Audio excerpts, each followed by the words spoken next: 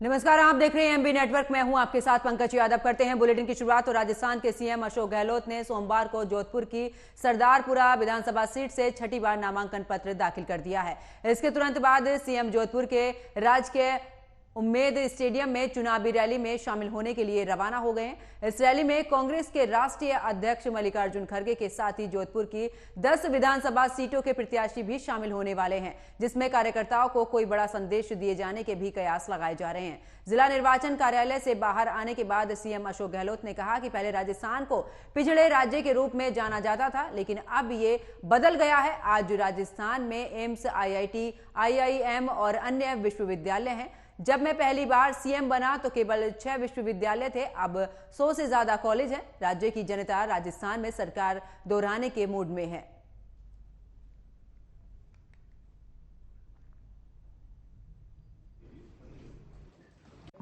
चुनाव में 70 साल से लगातार वहां पर 1 बाय 1 जगह बदलती थी। सिर्फ और सिर्फ कोरोना के मैनेजमेंट के कारण से वहां की जनता ने सगा रिपीट कर दी। अगर वहां की जनता ने कोरोना के मैनेजमेंट में कर दी तो हमारा मैनेजमेंट और शानदार बेहतर था। WHO ने तारीफ करी भिलवाड़ा मॉडल की, तो क्यों नहीं हम उम्मीद करें जनता से कि जब केरला में सरकार 70 साल के बाद में रिपीट हो सकती है, यहाँ तो हमने एक के बाद एक स्कीमें दी है, तो फिर टिक पर है, गारंटी दे रहे हैं, तो क्यों नहीं रिपीट होगी हमारी सरकार। खबरों में आगे बात करते हैं, जहां पर राजस्थान में आगामी विधानसभा चुनाव के लिए सरदारापुर विधानसभा क्षेत्र से नामांकन दाखिल करने से पहले राजस्थान के मुख्यमंत्री अशोक गहलोत ने जोधपुर में अपने परिवार के सदस्यों से मुलाकात की है। राजस्थान में विधानसभा चुनाव को लेकर 25 नवंबर को मतदान होगा। सभी राजनीतिक पार्टियां अपने प्रत्याशियों के चयन को लेकर मंथन कर रही है, साथ ही जीत के लिए रणनीति भी तैयार कर रही है। बता दें कि विधानसभा चुनाव के नामांकन की अंतिम तारीख 6 नवंबर है, इसलिए प्रत्याशी अपने अपने क्षेत्र में निर्वाचन आयोग के कार्यालय में नामांकन दाखिल कर रहे हैं।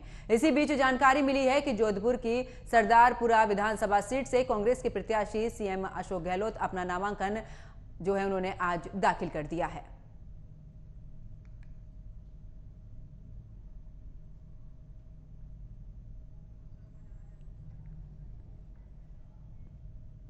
और इसी खबर पर ज्यादा जानकारी के साथ मेरे सहयोगी मनोज शर्मा मेरे साथ फोन लाइन पर जुड़ चुके हैं। मनोज शर्मा, नामांकन दाखिल करने का आज आखिरी दिन है और मुख्यमंत्री की बात करें, अशोक गहलोत ने भी नामांकन कर दिया है। क्या कुछ आगे की जानकारी? देखिए, आज मुख्यमंत्री अशोक गहलोत ने अपना नामांकन पत्र दाखिल किया है, क्योंकि हम आपको बता दें कि एक सरदारपुरा जो सीट है वहां पे भाजपा को अपने उम्मीदवार घोषित करने में बहुत थोड़ा समय लगा, क्योंकि उनकी टक्कर में, क्योंकि इससे पहले भी जिन लोगों को उतारा गया था वो भारी मतों से हारे थे वो, क्योंकि गहलोत की छवि जो है वो जननायक और गांधीवादी की छवि सामने आती है। लेकिन क्योंकि गहलोत की जिस प्रकार से योजनाएं लागू हुई है तो बीजेपी को अपने उम्मीदवार को लाने में बड़ा टाइम लगा, समय लगा। लेकिन आज गहलोत ने अपना नामांकन पत्र दाखिल कर दिया है और जैसा कि आपने कहा कि आज नामांकन पत्रों की प्रक्रिया का आज आखिरी दिन है। कितने इसमें लोग अपना नामांकन भरते हैं ये शाम तक थोड़ी क्लियर हो जाएगी कि कितने कांग्रेस से बागी हुए, कितने बीजेपी से बागी हुए, वो सारा समीकरण शाम तक 5 बजे तक क्लियर हो जाएगा। बिल्कुल मनोज, उम्मेद स्टेडियम में भी जाएंगे मुख्यमंत्री, वहां पर जनसभा को भी संबोधित करेंगे। इस दौरान मल्लिकार्जुन खड़गे भी वहां पर मौजूद रहेंगे। इनके अलावा क्या और कुछ जानकारी, कौन कौन वहां पर रहेगा? देखिए, कांग्रेस के वो तमाम नेता, क्योंकि मुख्यमंत्री का नामांकन है, सूबे के मुख्यमंत्री भी हैं और 2 बार के मुख्यमंत्री रहे हैं, तो निश्चित तौर पे प्रदेश राष्ट्रीय कांग्रेस के अध्यक्ष मल्लिकार्जुन खड़गे रहेंगे, वेणुगोपाल रहेंगे और कांग्रेस के वो तमाम जो बड़े नेता हैं वो सब साथ रहेंगे, सचिन पायलट साथ रहेंगे।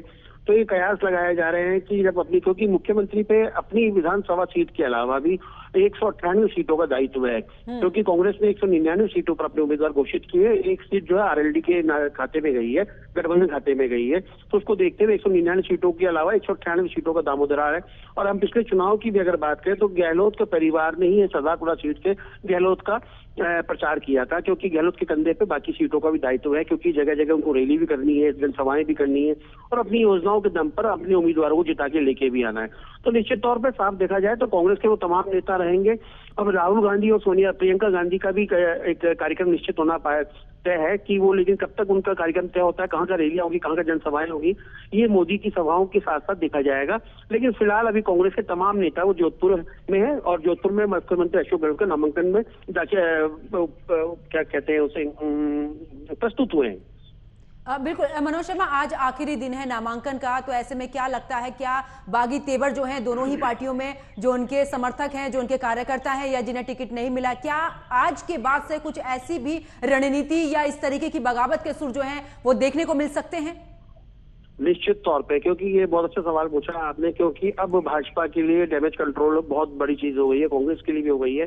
जिस प्रकार से भाजपा ने कल गिरिराज सिंह मलिंगा को टिकट दिया तो उसका बीजेपी में भारी विरोध है, कार्यकर्ताओं में विरोध है, क्योंकि बीजेपी लगातार इन 5 सालों के अंदर गिरिराज सिंह मलिंगा का विरोध करती रही है। उनके ऊपर जो मुकदमे दर्ज थे, तो इससे साफ तौर पर दिखता है कि बीजेपी को एक जिता उम्मीदवार चाहिए था, जिसके ऊपर चाहे कितने मामले हो, कितने मुकदमे हो, उससे पार्टी को कोई फर्क नहीं पड़ता। लेकिन क्योंकि अब आज हमें सारी स्थितियां क्लियर होगी, क्योंकि आम आदमी पार्टी, राष्ट्रीय लोक दल, आपके बीएसपी, लोकतांत्रिक, ये सभी पार्टियां उन उम्मीदवारों पर नजर गड़ाए बैठी है कि जो बीजेपी और कांग्रेस से चुनाव लड़ने के पक्ष में थे, लेकिन उन्हें टिकट नहीं मिला है। तो उस कंडीशन के अंदर में आज सारी स्थितियां क्लियर हो जाएगी 4 बजे तक कि किन किन बागियों ने किन किन पार्टियों से पर्चा भरा है। लेकिन ये निश्चित तौर पर देखा जाए तो आज की जो राजस्थान का विधानसभा चुनाव है, वो कई मोड़ से निकलता हुआ अब अंतिम चरण में पहुंचा है। 2 दिन के बाद में नाम लेने की तारीख वापसी की है। लेकिन अब क्योंकि चुनाव का माहौल है, चुनाव की सरगर्मियां में तेज हो चुकी है, अब ये देखना दिलचस्प होगा कि आने वाले समय के अंदर में कौन कौन नेता, कौन कौन विधायक और कौन कौन उम्मीदवार किसको क्या नुकसान पहुंचा सकता है, ये देखने वाला दिलचस्प होगा। बिल्कुल, चलिए बहुत बहुत शुक्रिया मनोज शर्मा हमारे साथ जुड़ने के लिए।